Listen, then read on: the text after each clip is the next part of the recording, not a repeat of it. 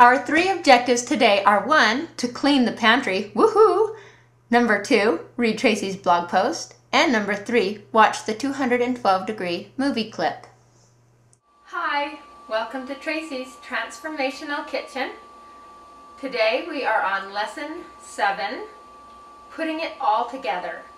As part of our lesson today, we are going to go into my pantry. You know those times where you throw and go? That's often what my pantry looks like. It's the throw and go pantry. Okay, this could be kind of scary. The whole world will be able to see my pantry here. That's okay, because what we're going to do is clean it out, and we're going to transform it into a pantry which Tracy could be proud of. So here we go. First of all, we'll start off with what we have here. Now, you have to understand that everybody is at a different point in life, and as such, we live with families who are not all on board with doing the transformations, and that is okay. So we are going to work with that.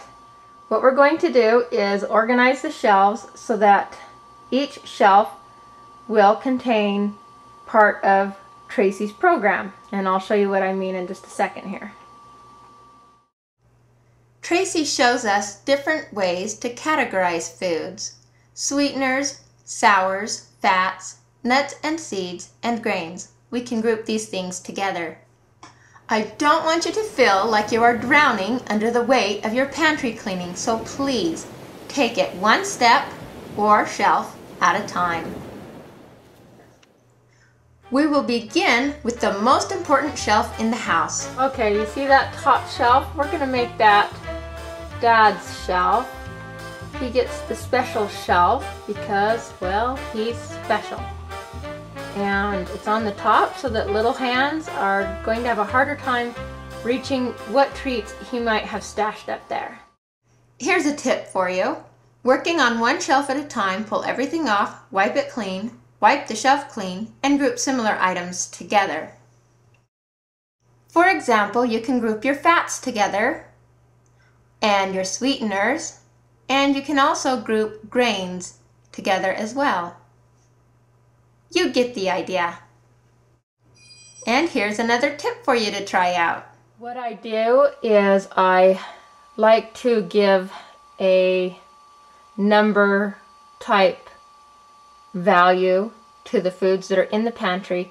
So what you see here are food values that have a number 1 or 2, which means they're items that I use a lot of, and so they're on the closest part where I can reach them easily, so I'm not always digging through.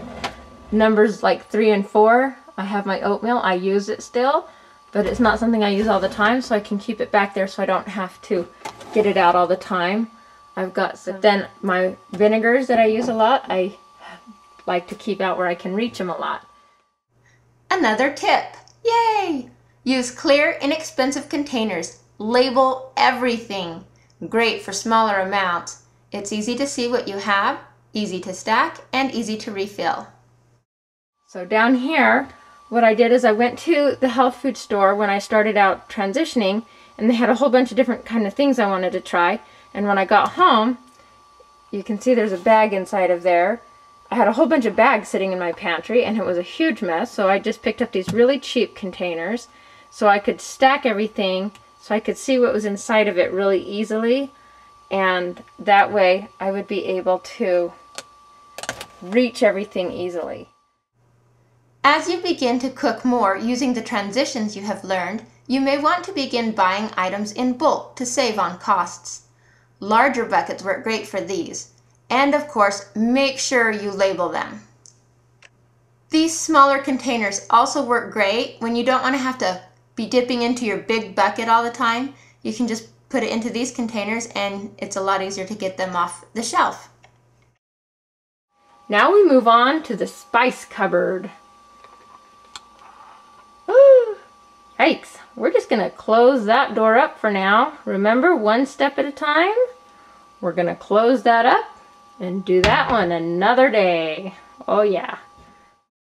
Phew! reasons why you want to clean your pantry.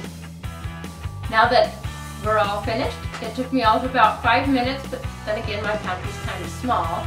If you have a large pantry, it will take you a little bit longer, especially if you've been doing the throw and go method for a while. It'll take some time to organize, but you know, it will make baking a whole lot easier.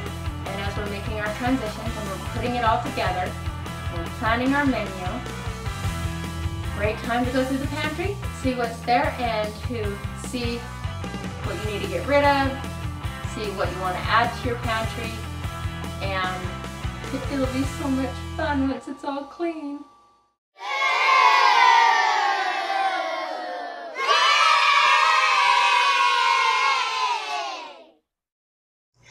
For Objective 2, use the link on the blog to read how Tracy puts it all together into a menu plan that works for her family. While reading the blog, note some of your favorite ideas in your journal. This can be used as a springboard to get you started. When finished with Objective 2, begin Objective 3 by watching the movie below.